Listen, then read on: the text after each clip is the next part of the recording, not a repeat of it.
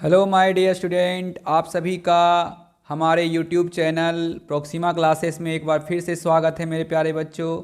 जैसा कि आप हेडलाइन देख रहे हैं मेरे प्यारे बच्चों, वेरी वेरी इंपॉर्टेंट है आपका। अगर आप इस साल बोर्ड एग्ज़ाम दे रहे हैं तो ये आपका मॉडल पेपर है मेरे प्यारे बच्चों, जो बिहार बोर्ड इसी सप्ताह जारी किया है। ठीक है मेरे प्यारे बच्चों, सोशल साइंस का आपका ये ऑब्जेक्टिव और साथ में सब्जेक्टिव का भी सल्यूशन है मेरे प्यारे बच्चों। आप इस वीडियो को अंत तक देखें, अंत तक बने रहें। आपका ये पूरा सल्यूशन हम आपको प्रोवाइड करवाने जा रहे हैं। आपका बिल्कुल एकदम 100% सही जवाब रहेगा। आप देखिए, इसे अच्छे से याद कीजिए, क्योंकि मेरे प्यारे बच्चों इससे आपका 80 क्वेश्चन है, इसमें से आपका 20 से 25 आपके एग्जाम में पूछा जा सकता है। तो देखिए मेरे प्यारे बच्चों, क्वेश्चन का रंग रूप यही रहेगा, इसी तरह से आपका लिखल रहेगा सोशल स्कूल एग्जामिनेशन 2022। ठीक है मेरे प्यारे बच्चों, सोशल साइंस मॉडल सेट 2 घंटा 45 मिनट का समय लगेगा। ये यहाँ पे निर्देश दिया रहेगा, फुल मार्क्स 80 का रहेगा।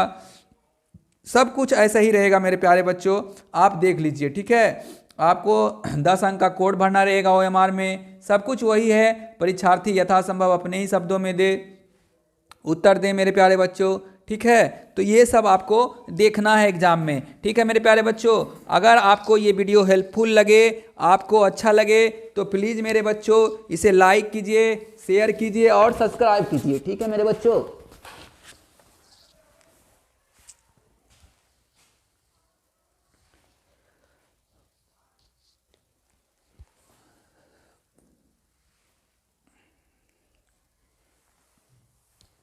चलिए बच्चों आज के वीडियो पे हम चलते हैं। पहला ऑब्जेक्टिव है आपके सामने, देखिएगा और जवाब दीजिएगा। हेलो माय डियर स्टूडेंट, आप सभी का एक बार फिर से आपके अपने यूट्यूब चैनल प्रोक्सिमा क्लासेस में स्वागत है। तो चलिए मेरे प्यारे बच्चों, आज के हम एक मस्त टॉपिक पर चर्चा करने वाले हैं। यह सोशल साइंस का टॉपिक है। ये बिहार बोर्ड जारी किया है मेरे प्यारे बच्चों। 2022 जो एग्जाम देंगे, 2022 के बोर्ड परीक्षार्थी हैं, उनके लिए बहुत ही महत्वपूर्ण है। इस सेशन को आप पूरा जरूर देखें, वरना बाद में जरूर पछताएंगे अगर नहीं देखेंगे तो। इसलिए इस सेशन को आप शुरू से लास्ट तक देखिएगा। हम 2 नंबर क्वेश्चन और लॉन्ग टाइप पर भी चर्चा करेंगे। ठीक है मेरे प्यारे बच्चों, और अगर ये सेशन आपको अच्छा लगता है तो प्लीज लाइक शेयर और सब्सक्राइब करने में कंजूसी ना करें मेरे प्यारे भाइयों और बच्चों।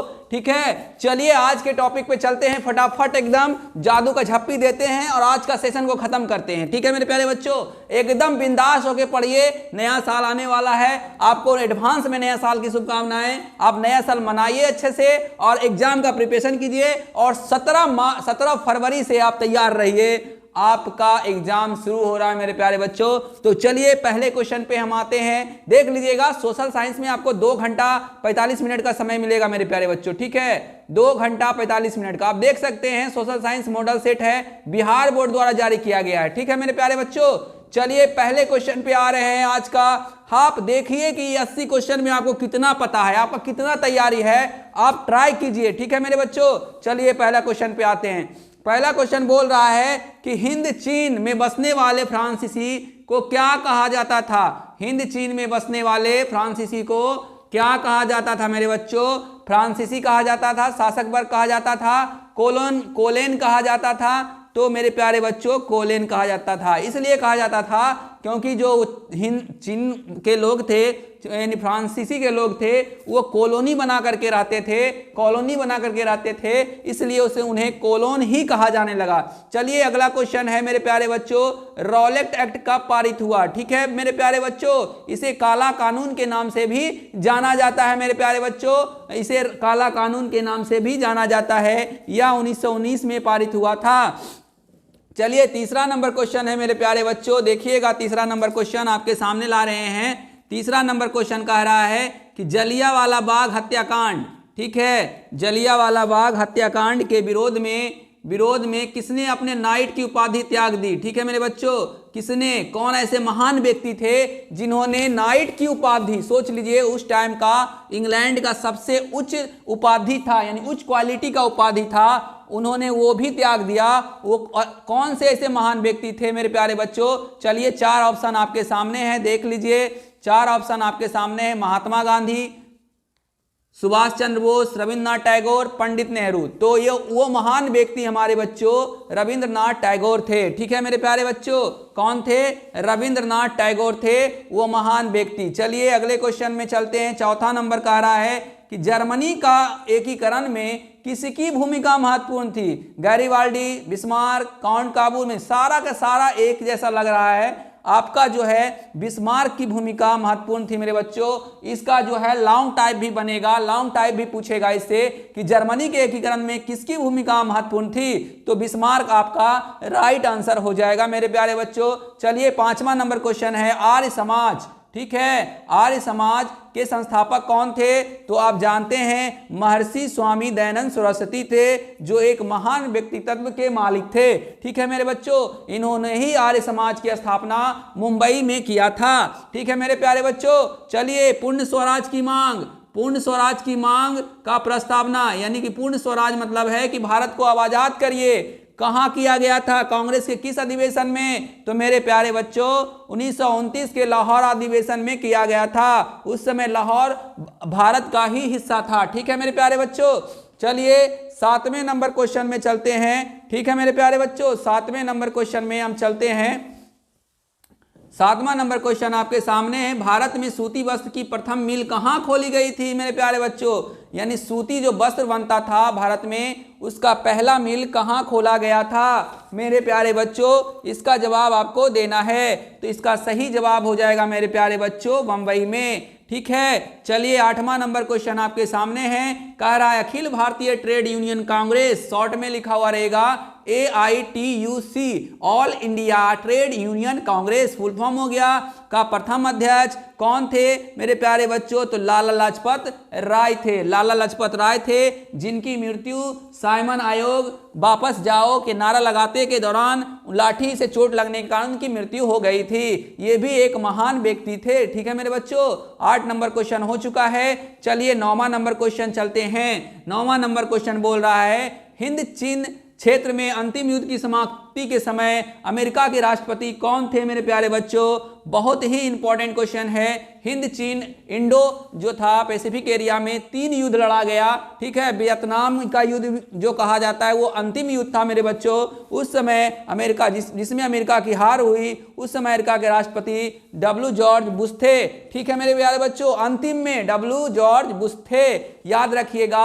चलिए 10वां नंबर क्वेश्चन है मेरे प्यारे बच्चों, देखिएगा विक्टर एमेनुएल ने किसे प्रधानमंत्री नियुक्त किया था? तो काउंट काबूर को किया था मेरे प्यारे बच्चों। किसको किया था? काउंट काबूर को किया था। चलिए 11वां नंबर बहुत ही इंपॉर्टेंट क्वेश्चन है, जरा इसको TTI कर लीजिए मेरे बच्चों, TTI। ठीक है, रक्त और लौह की नीति किसने दिया था? तो पक्का है बिस्मार्क ने दिया था मेरे बच्चों। ठीक है, किसने दिया था? बिस्मार्क ने दिया था। चलिए 12वां नंबर है नई आर्थिक नीति कब लागू की गई थी? अगर भारत पूछता मेरे प्यारे बच्चों, अगर भारत पूछता तो 1991 में लागू किया गया भारत में, मगर ये सिर्फ पूछ रहा है कि नई आर्थिक नीति कब लागू की गई है, तो 1921 में हो जाएगा मेरे प्यारे बच्चों। और आप हाँ NEP का फुल फॉर्म भी याद कर लीजिएगा, न्यू इकोनॉमिक पॉलिसी होता है। ठीक है मेरे बच्चों, न्यू इकोनॉमिक पॉलिसी। चलिए 13वां नंबर क्वेश्चन पे हम आते हैं। 13वां नंबर क्वेश्चन आपके सामने है। कह रहा है इंडियन इंस्टीट्यूटरी कमीशन का अन्य नाम क्या था? तो साइमन कमीशन था। ठीक है, साइमन कमीशन वापस जाओ, ये अंग्रेज का एक कमीशन था। इसको इंडियन स्टैट्यूटरी कमीशन के अन्य नाम से भी जाना जाता था मेरे बच्चों। चलिए 14वें नंबर क्वेश्चन पे चलते हैं मेरे प्यारे बच्चों। कह रहा है महात्मा गांधी ने किस समाचार पत्र का संपादन किया था? तो यह जो है गांधी ने यंग इंडिया का संपादन किया था। कॉमनवेल्थ का किसने किया था मेरे बच्चों? तो ये आयरलैंड की रहने वाली थी। क्या नाम था इनका? बताइए जरा कमेंट करके। आयरलैंड की रहने वाली थी, इंडिया में आकर के रही थी, बताइएगा मेरे बच्चों। ठीक है, कमेंट में। चलिए गुटेनबर्ग ने सर्वप्रथम किस पुस्तक की छपाई की? कुरान, गीता, बाइबल, हदीस। ठीक है, कुरान और हदीस जो है वो मुस्लिम का धर्म ग्रंथ है, गीता हिंदू का है, बाइबल ईसाई का है। तो कंफर्म मेरे बच्चों बाइबल की छपाई प्रथम बार वो की थी। ठीक है, किया था। अशोक का अभिलेख किस लिपि में लिखा हुआ है? ब्राह्मी में, फारसी में, रोमन में। तो पक्का है मेरे प्यारे बच्चों उसमें फारसी नहीं आया था, ब्राह्मी हो जाएगा। ठीक है मेरे प्यारे बच्चों। चलिए 17वां नंबर क्वेश्चन में चलते हैं। बंगाल विभाजन, इसे बंगभंग भी कहा जाता है मेरे बच्चों।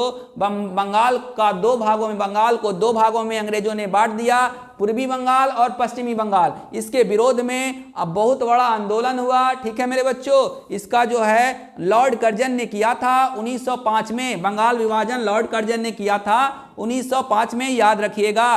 रूस में कब दासत्व समाप्त किया गया था, यानी दासत्व का मतलब है दास प्रथा रूस से कब हटा था, कब खत्म हुआ था मेरे प्यारे बच्चों। डेट वाला याद रखिएगा, 1861 में रूस से दासत्व खत्म हो गया था, यानी दास प्रथा खत्म हो गया था।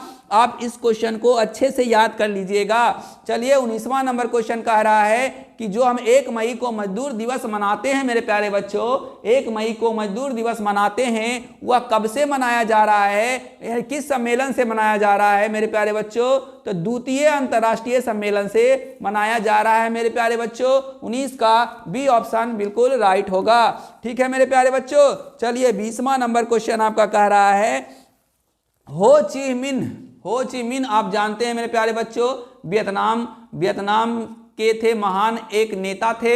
हो ची मिन की सरकार कहाँ की थी मेरे बच्चों। अब दक्षिणी वियतनाम की थी या उत्तरी वियतनाम की, ये आपको बताना है, ठीक है मेरे बच्चों।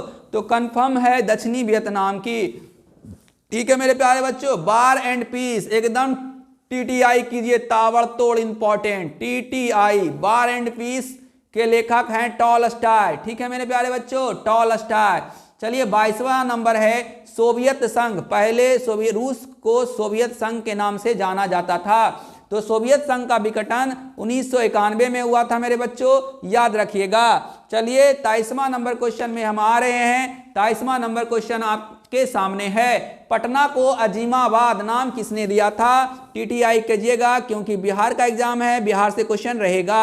अजीमाबाद किसने नाम दिया था, तो देख लीजिए उसी के नाम से है, अजीम उस शान। यह कौन था मेरे बच्चों, तो यह औरंगजेब का पोता था, ठीक है, औरंगजेब का पौत्र, औरंगजेब का पौत्र था। इसने ही पटना का नाम जो है क्या कर दिया, अजीमाबाद कर दिया। यानी जो भी आया मुगल शासक वो अलग अलग नाम सबका रखते चला गया। चलिए पाटलिपुत्र नगर की स्थापना किसने की मेरे बच्चों। पटना का प्राचीन नाम था मेरे बच्चों पाटलिपुत्र, ठीक है। कितना अच्छा नाम था, उसको बदल बदल के अलग अलग नाम दे दिया गया। इसका जो स्थापना किया था वो अजात शत्रु था, ठीक है मेरे प्यारे बच्चों। चलिए अगला, भारत में राष्ट्रीय आय जो हमारे देश जो कमाता है, यानी पूरा आय जो देश का होता है, उसकी गणना कौन सी संस्था करती है, VVI है, एकदम लिख लीजिएगा, CSO, ठीक है मेरे प्यारे बच्चों, सेंट्रल स्टैटिकल ऑर्गेनाइजेशन, ठीक है। देख लीजिए यहाँ फुल फॉर्म लिखा हुआ है, लिख लीजिएगा शॉर्ट में और full form, central statistical organisation. पूछता है मेरे प्यारे बच्चों, एकदम पूछेगा, ठीक है मेरे प्यारे बच्चों। तो केंद्रीय सांख्यिकी संगठन। चलिए 26वां नंबर क्वेश्चन हम आपके सामने ला रहे हैं। कह रहा है योजना आयोग, जो अब नीति आयोग हो गया मेरे बच्चों, जब से नरेंद्र मोदी आए हैं उन्होंने योजना आयोग को हटाकर नीति आयोग बना दिया है। 1 जनवरी 2014 से नीति आयोग बन गया है। तो वही पहले योजना आयोग था 2014 से पहले। तो पूछ रहा है कि योजना आयोग की स्थापना कब हुआ है मेरे प्यारे बच्चों। 15 मार्च 1950 को योजना आयोग का गठन हुआ था, जो 1 जनवरी 2014 को खत्म हो गया। अब नया जो है वह नीति आयोग है, ठीक है मेरे प्यारे बच्चों। चलिए 27वां नंबर क्वेश्चन आपके सामने है, देख लीजिए। उत्पादन के साधनों पर निजी व्यक्तित्व का स्वामित्व होता है, कैसी अर्थव्यवस्था, तो पूंजी वादी अर्थव्यवस्था में। चलिए अगले क्वेश्चन पे चलते हैं मेरे प्यारे बच्चों। 28वां नंबर क्वेश्चन कह रहा है कि गैस और बिजली उत्पादन किस क्षेत्र का अंग है। प्राथमिक, आप पढ़े हैं मेरे बच्चों, प्राथमिक क्षेत्र, द्वितीयक क्षेत्र और तृतीयक क्षेत्र, 3 क्षेत्रों में बटा हुआ रहता है, प्राइमरी सेक्टर, सेकेंडरी सेक्टर और टर्शियरी सेक्टर, ठीक है मेरे प्यारे बच्चों। तो पूछ रहा है गैस और बिजली, तो आप जानते हैं गैस और बिजली किस में हो जाता है, द्वितीयक क्षेत्र में हो जाता है, प्राथमिक में कृषि आ जाता है और तृतीयक में आ जाता है सेवा, ठीक है मेरे प्यारे बच्चों। आप याद रखिएगा, इससे एक क्वेश्चन आपका रह सकता है। चलिए 29वां नंबर क्वेश्चन कह रहा है बांग्लादेश की मुद्रा क्या है, तो आप इंडिया का जानते हैं मेरे बच्चों, क्या है, रुपया है, युआन जो है जापान का है, चीन का है, सॉरी, और टका जो है आपका बांग्लादेश का है मेरे प्यारे बच्चों, ठीक है।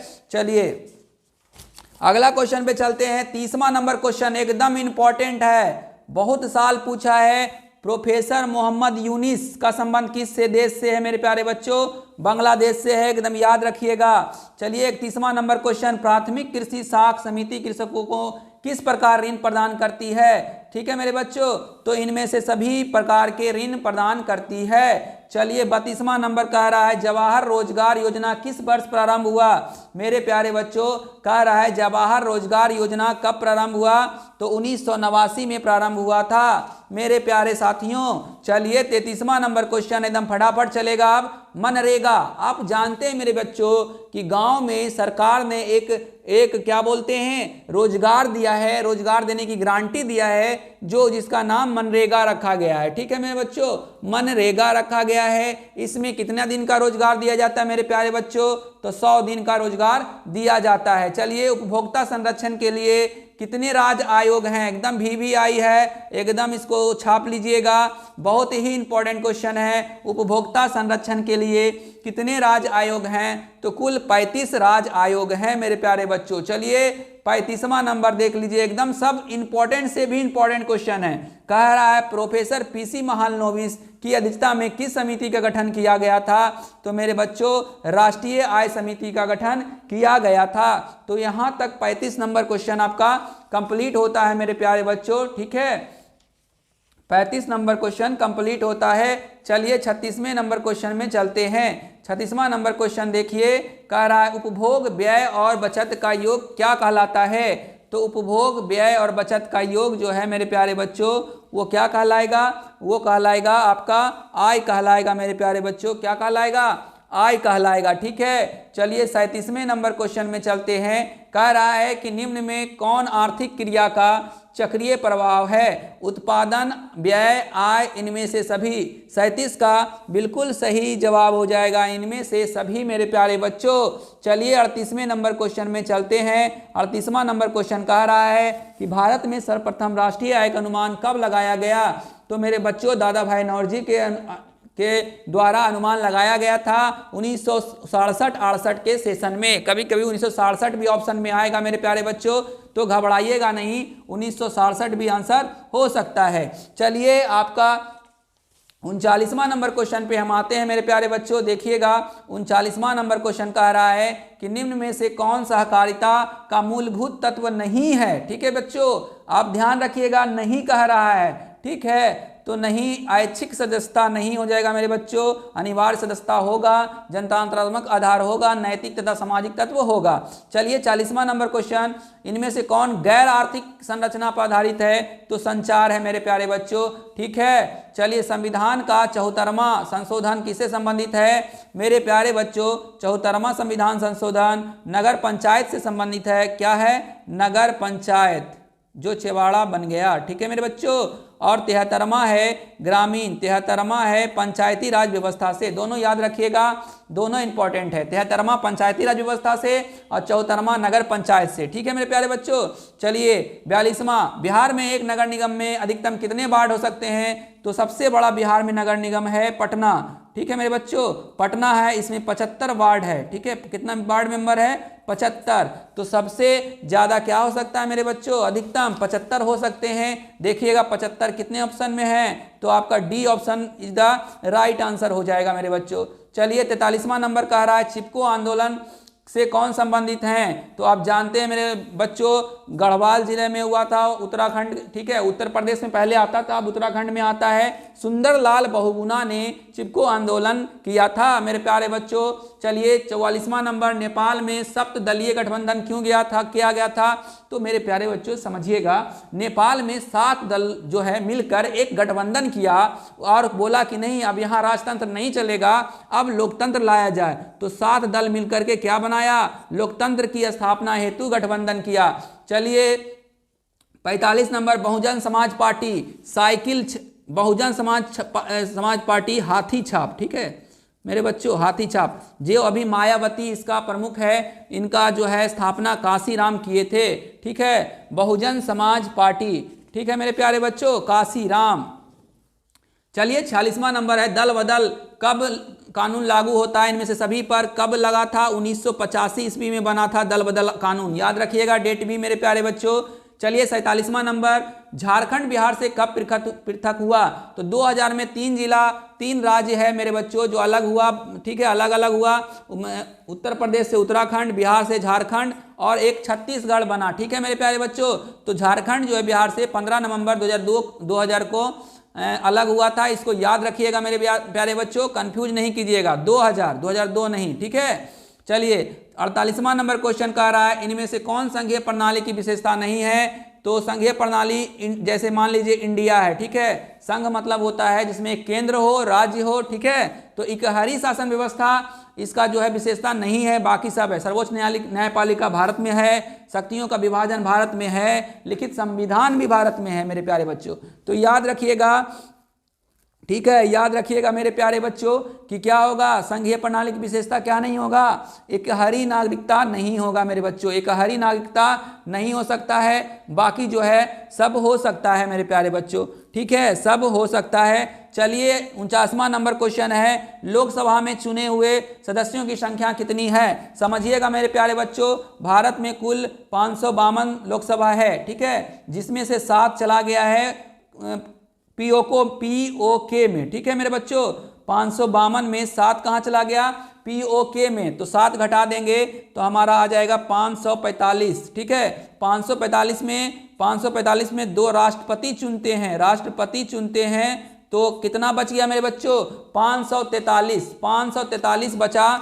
आपका सही आंसर हो जाएगा मेरे प्यारे बच्चों, B option is the right answer हो जाएगा मेरे प्यारे बच्चों, ठीक है। चलिए अगले क्वेश्चन आप देखिए, अगला क्वेश्चन है, पूर्व में बांग्लादेश जाना जाता था, किस नाम से जाना जाता था मेरे बच्चों? पूर्व में बांग्लादेश पूर्वी पाकिस्तान के नाम से जाना जाता था, क्योंकि वो पूरब में स्थित था, इसलिए पूर्वी पाकिस्तान उसे कहा जाता था मेरे प्यारे बच्चों। चलिए अगले क्वेश्चन में चलते हैं। अगला क्वेश्चन है मेरे प्यारे बच्चों कि वेस्ट इंडीज संघ की स्थापना कब हुई? देखिएगा 51वां नंबर क्वेश्चन आपके सामने है, 51वां नंबर क्वेश्चन आपके सामने है मेरे प्यारे बच्चों।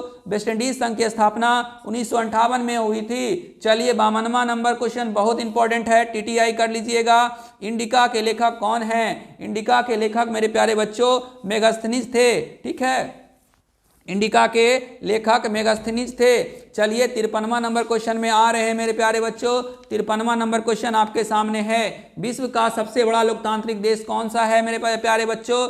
तो भारत है, ठीक है, सबसे बड़ा और सबसे पुराना लोकतांत्रिक देश भारत है मेरे प्यारे बच्चों, ठीक है। चलिए 54वां नंबर पे आते हैं, ऑंग सांग सू की किस देश की नागरिक है? तो म्यांमार की है, जिसे पहले बर्मा के नाम से भी जाना जाता था मेरे प्यारे बच्चों, पहले बर्मा के नाम से भी जाना जाता था। चलिए 55वां नंबर है, क्षेत्रवाद की भावना का कुपरिणाम है अलगाववाद, यानी क्षेत्रवाद जो है अलगाववाद को जन्म देता है। चलिए मेरे प्यारे बच्चों 56वां नंबर क्वेश्चन पे आते हैं, कह रहा है दुधवा राष्ट्रीय उद्यान कहाँ है? तो मेरे प्यारे बच्चों दुधवा राष्ट्रीय उद्यान उत्तर प्रदेश राज्य में स्थित है। चलिए देखिए राष्ट्रीय उद्यान एक तो पूछेगा मेरे बच्चों, इसलिए इसको बढ़िया से पढ़िए।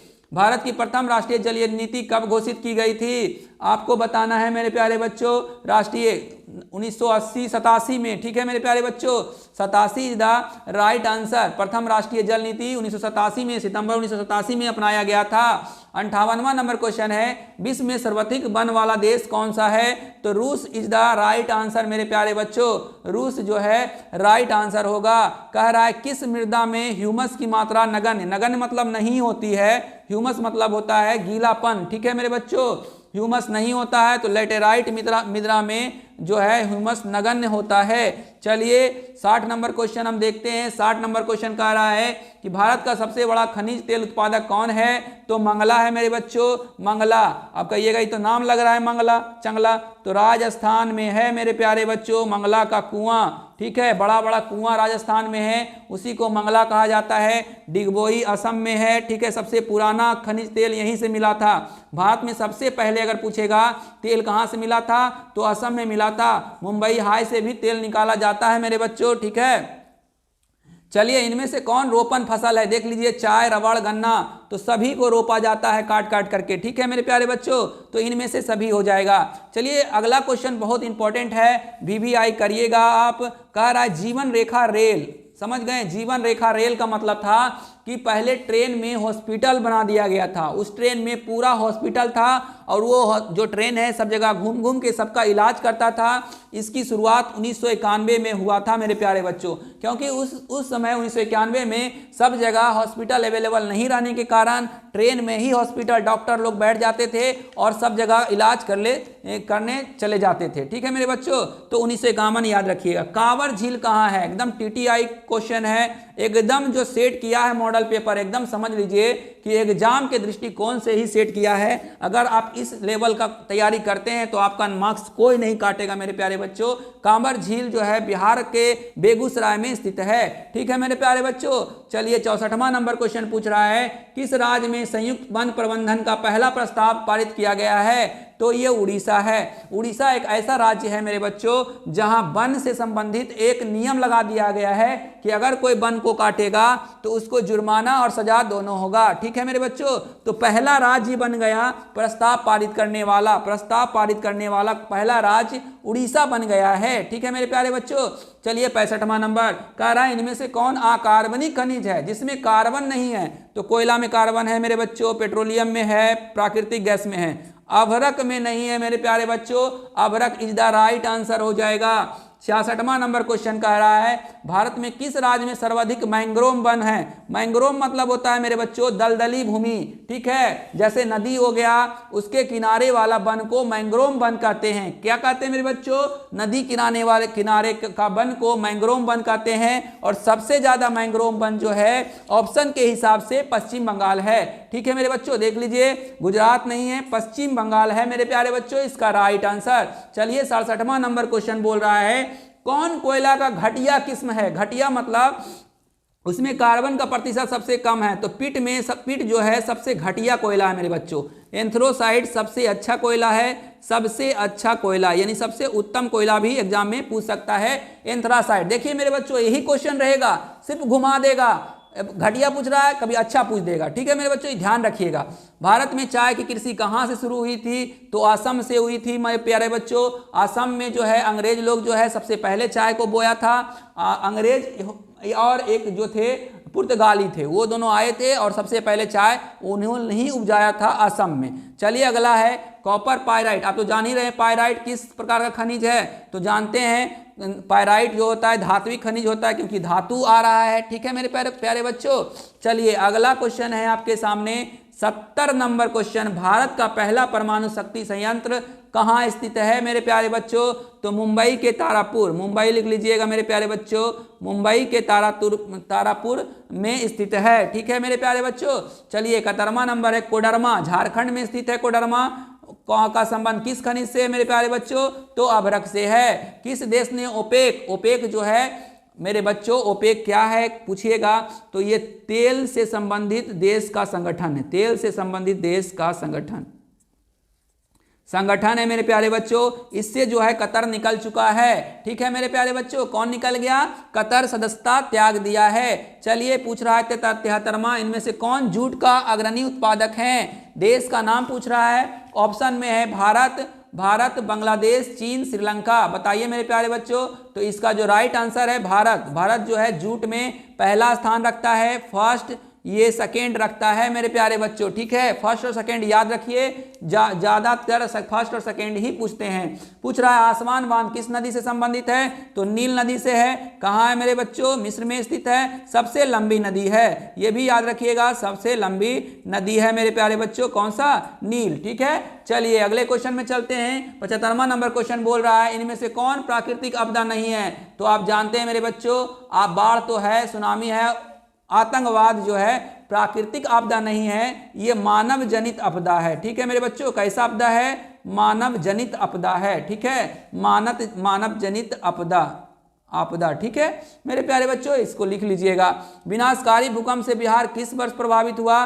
तो मेरे प्यारे बच्चों विनाशकारी भूकंप से बिहार 1934 में हुआ, लगभग 8 रिएक्टर स्केल पर भूकंप आया, रिएक्टर स्केल पर भूकंप आया था। 8 से कुछ ज़्यादा ही था मेरे बच्चों जो विनाशकारी था। चलिए 76 के बाद 77वें क्वेश्चन पे चलते हैं मेरे प्यारे बच्चों। 77वां नंबर क्वेश्चन पूछ रहा है कि बाढ़ के समय कहाँ जाना चाहिए? बाढ़ के मैदान में डूब जाना चाहिए, डेल्टा में कूद जाना चाहिए या ऊंची भूमि पर जाना चाहिए? तो ये तो दिमाग वाला क्वेश्चन है, तो ऊंची भूमि पर चले जाएंगे। भूस्खलन का मतलब होता है मेरे बच्चों कि पहाड़ी इलाका में पहाड़ का गिर जाना, चट्टान का खिसकना, ठीक है, मालवा का खिसकना, इनमें से सभी होगा भूस्खलन का कारण। ठीक है मेरे बच्चों। चलिए 79वां नंबर है, आकस्मिक प्रबंधन का प्रमुख घटक क्या है? तो स्वयंसेवी संगठन भी मदद करता है, स्थानीय प्रशासन मदद करता है और स्थानीय लोग भी दौड़ दौड़ के कभी खाना ला देते हैं, कभी सब कुछ। तो इसमें से सभी जो है क्या है, आकस्मिक प्रबंधन, यानी आग लग गया, बाढ़ आ गया तो सब प्रबंधन करता है। तो इनमें से सभी जो है इसका सही आंसर हो गया। 80 नंबर और आज का सेशन का लास्ट ऑब्जेक्टिव है, भूकंप संभावित क्षेत्रों में भवनों की आकृति कैसी होती? बहुत ही इंपॉर्टेंट क्वेश्चन है मेरे बच्चों। तो ये जो होता है स्क्वायर चौकोर होता है, चौकोर। ठीक है मेरे बच्चों, ऑप्शन देख लीजिए। इसी टाइप से जो है जापान में आपको घर ऐसा ही देखने को मिलेगा, क्योंकि सबसे ज़्यादा भूकंप वहीं आता है, चौकोर। ठीक है मेरे प्यारे बच्चों। चलिए अब शॉर्ट टाइप क्वेश्चन पे आते हैं मेरे प्यारे बच्चों। सबसे पहले आपका हिस्ट्री रहेगा। आप जान लीजिए क्वेश्चन किस तरह से पूछेगा। सबसे पहले हिस्ट्री रहेगा, ये 6 क्वेश्चन रहेगा मेरे बच्चों और 3 प्रश्न का जवाब देना रहेगा। 2 नंबर या 3 ठो आपको लिखना है 6 में। आप क्वेश्चन देख लीजिए कि किस टाइप से पूछता है। पहला क्वेश्चन है वियना कांग्रेस का मुख्य उद्देश्य क्या है? दूसरा है शीत युद्ध का संक्षिप्त वर्णन कीजिए। तीसरा है मेरे प्यारे बच्चों साइमन कमीशन का विरोध क्यों हुआ था, जिसमें लाला लाजपत राय की मृत्यु हुई। चौथा है उपनिवेशवाद से आप क्या समझते हैं, जो इंग्लैंड हम पर आकर के राज करके गया, ठीक है, वो उपनिवेशवाद का ही कारण था। 5वां है न्यू डील क्या है, ठीक है। 6ठा है हुआ हाउ आंदोलन की विवेचना करें। बहुत ही इंपॉर्टेंट क्वेश्चन है, 6 में से आपको 3 देना है। चलिए अब इतिहास का दीर्घ उत्तरीय देख लेते हैं। दीर्घ उत्तरीय 2 में मेरे प्यारे बच्चों 1 देना है और 4 नंबर का है, ठीक है। 7वां ये जो रूसी क्रांति पर मार्क्सवाद का क्या प्रभाव पड़ा, भारतीय राष्ट्रीय आंदोलन में गांधी की भूमिका का उल्लेख करें, ठीक है। गांधी से रिलेटेड एक क्वेश्चन जरूर रहेगा एग्जाम में, आप देख लीजिएगा, ठीक है मेरे प्यारे बच्चों।